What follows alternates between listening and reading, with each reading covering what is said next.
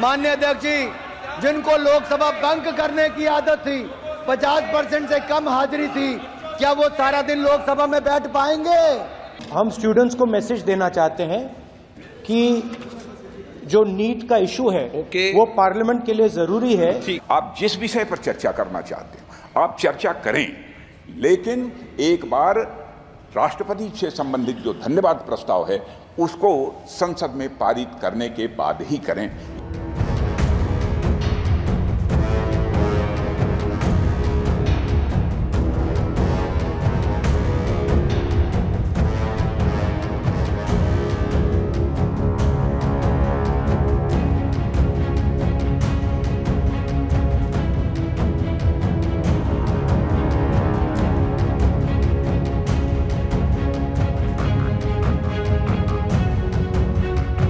Sir, parliament से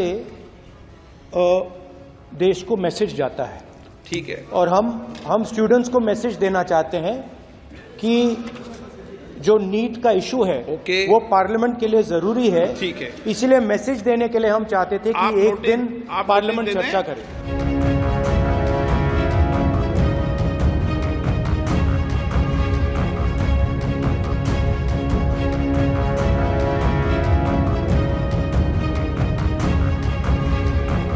ये पूरा सदन इस बात से अवगत है कि संसद की कार्रवाई कुछ रूल्स और प्रोसीजर्स के आधार पर चलती है। रूल्स और प्रोसीजर्स के अतिरिक्त कुछ हेल्दी ट्रेडिशंस हैं संसद की, जिसके आधार पर कार्रवाई चलती है। मैं अपने सभी सम्मानित विपक्ष के सदस्यों से भी आग्रह करना चाहता हूं, आप जिस विषय पर चर्चा करना चाहते हैं आप चर्चा करें, लेकिन एक बार राष्ट्रपति से संबंधित जो धन्यवाद प्रस्ताव है उसको संसद में पारित करने के बाद ही करें।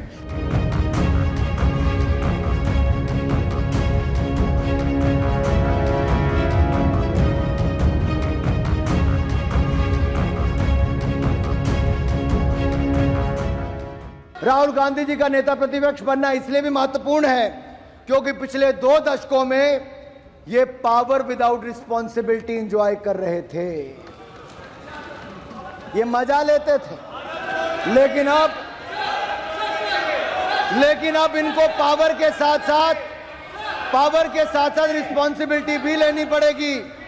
इसलिए जो मोदी जी को कहते हैं कि मोदी जी की तीसरी टर्म अग्नि परीक्षा है, ये तीसरी टर्म मोदी जी की अग्नि परीक्षा नहीं, ये अग्नि परीक्षा विपक्ष की है, विपक्ष के नेता की है।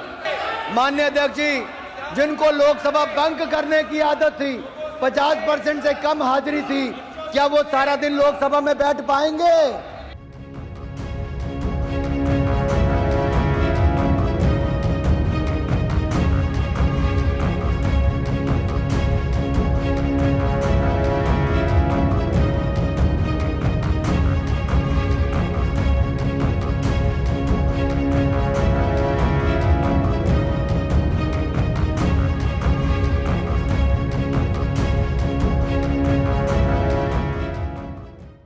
कई माननीय सदस्य बाहर ये आरोप लगाते हैं कि माननीय अध्यक्ष या पीठासीन अधिकारी या आसन पर बैठे व्यक्ति माइक बंद कर देते हैं।